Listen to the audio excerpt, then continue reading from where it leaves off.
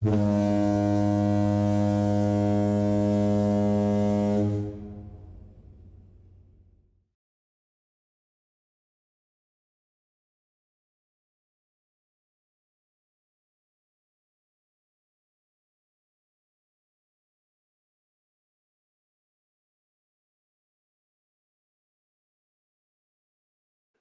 I bought some ModelU 3D printed figures.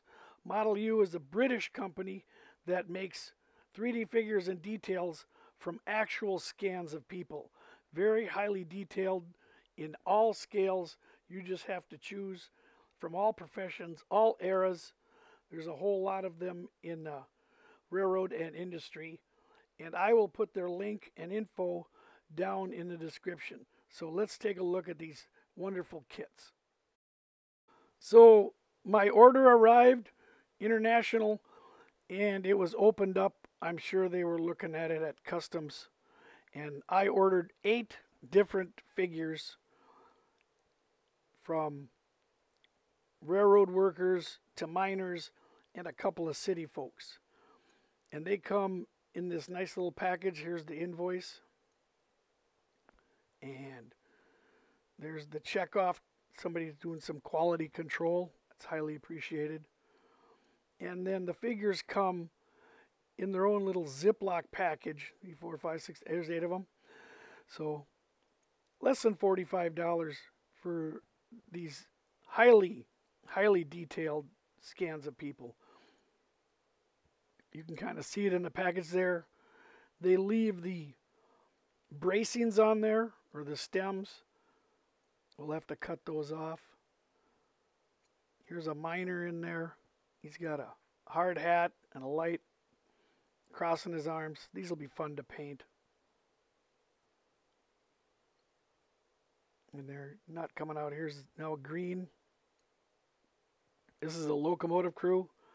This guy's rolling up a cigarette. Get out there on the train.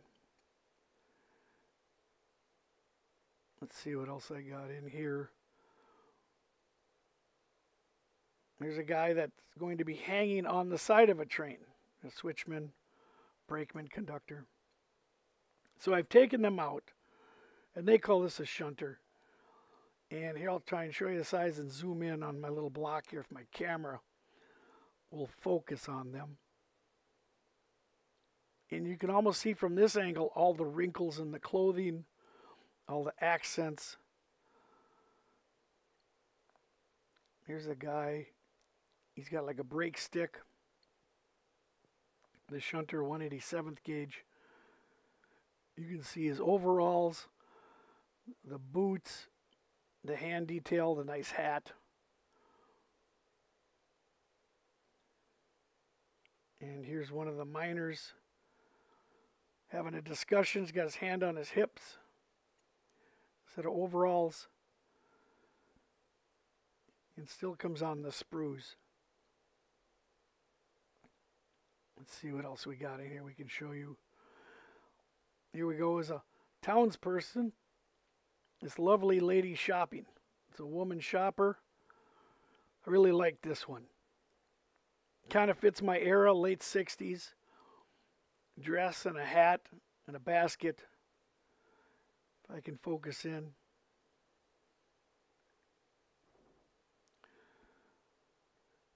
And here's another one. And oh, here's the local crew. Here's the guy rolling up a cig.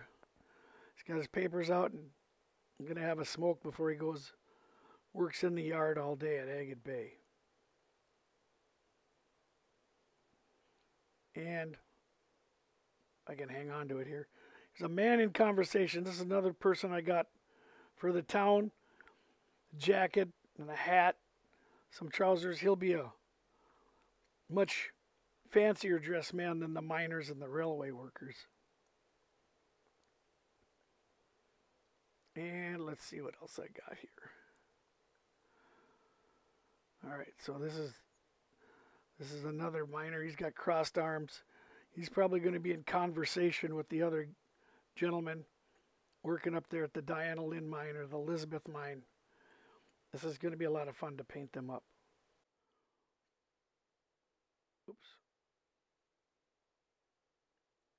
I'll have to hold them on there.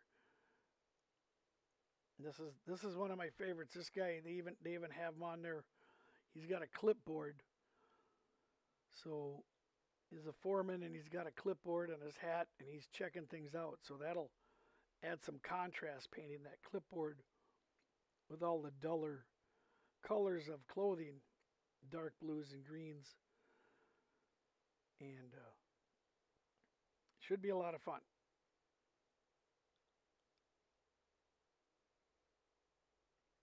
So here I've taken them off. I'll just call them the sprues. And I've assembled some corks here to hold them. And I got my trusty hot glue gun warming up. And I put a dab on top of the cork. And I can shove them into the hot glue and hold them. And this will make a handy working platform for me to paint and detail all these up. I think this is a great way to do it. I've asked some other people, they put pins in them, which is nice, or double-sided tape, but I feel that wears off with the paint. So the hot glue works well for me. And now here they all are. They're all corked up there. And there's all the sprues. The sprues came off very easy. I used my little knife here, just barely touched it. They came off. The company designed it well. You're not cutting off any detail parts. You're not hurting any of the small items on any of the figures. This is the basic paints I used to get the first coat on. Some Vallejo acrylics and some small brushes. And let's have at it. And I'll show you where they look like after the initial phase. And here they are. And as you notice, I don't put the flesh color on first. I learned a technique by watching military modelers, Mr. Night Shift. There's my palette all messed up. Here's all my weapons. And you can see I got the greens and browns and blues and grays. Pretty much where I want them. Muted tones. You don't want any glossy thing on there. She's looking good in a green dress. If I can get a small enough thing, I'll add some polka dots to that hat. The miners. 2 workers with yellow hats, one with a bright white hat. Yeah, she's looking good. In town with a basket. I think that's going to set off my little grocery store in Agate Bay very well. That should be a good thing. Here's the guy rolling up the cigarettes. Engineer, got a brown dusty coat. Nice hat. I haven't done his boots or skin tone yet. We'll get to that next. So, everybody's kind of muted colors. And it's a good start.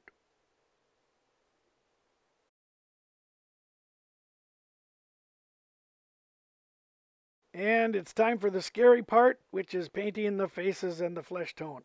And I'm not using flesh. I am going to use this brown sand. It's a technique, like I said, I learned from Mr. Night Shift. I'll put a link to his painting figures in there. Put some in a palette. And this is how we're going to do that. So now we've added where we had the flesh tones on the hands and the faces, that we can actually go in, even in HO scale, and add some highlights. And first we're going to do a wash. This cavalry brown, we're going to create a wash and wash this on the faces, and it's going to go into all the details of the eyes and the lips and the ears. And then we can come back with the brown sand and earth red and do actually highlights on ears and noses and do touch-ups. And you can see that I've got the very fine brush, and here they are. They're looking, some are looking a bit red, and we'll lighten those up. We'll get some flat flesh in there. That'll be like on the tips of noses and ears, and it'll really bring out the color. One of the last things I do is put a wash on the figures. You can use pre-made washes like this. I just use black paint thinned with distilled water heavily, and I let that roll all over the figures. Let it sit for a few minutes and then wipe it off, and the paint will settle into all the cracks and crevices, and it'll highlight all those wonderful details that they put in these 3D printed scans. So that's the last tip that I do, and here's my models.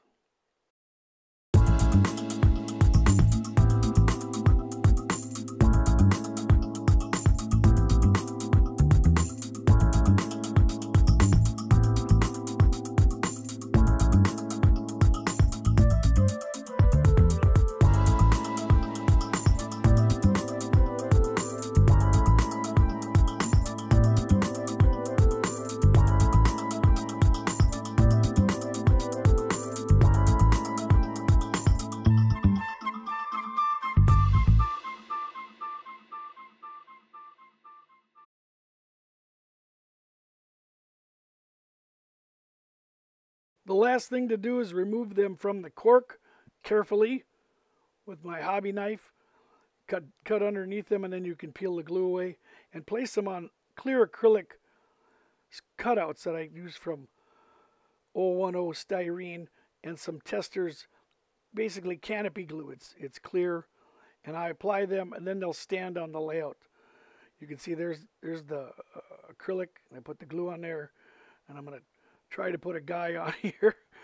And here comes the lady. We got to come up with a name for her. And then I just have them lean up against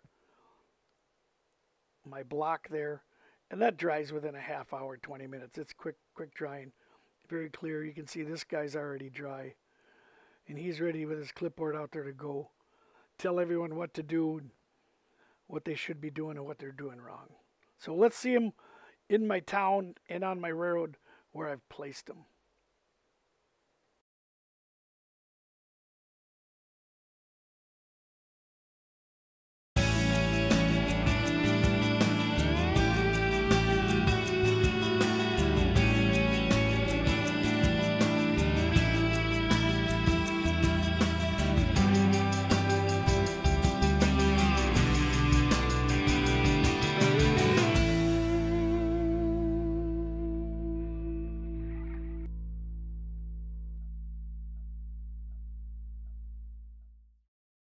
Thank you for watching. Please subscribe, like, and send me any comments, good or bad, you want. I appreciate all the feedback. Thank you. Make sure you check out the Crossing Gate podcast. It's available on iHeart, Apple, Buzzsprout, Spotify, even more. Just Google up the Crossing Gate podcast. Great crew discuss all topics on model railroading and find solutions and answers to some of the most common problems and have a lot of fun doing it. So look for the Crossing Gate podcast from the Twin Cities Division of the National Model Railroad Association.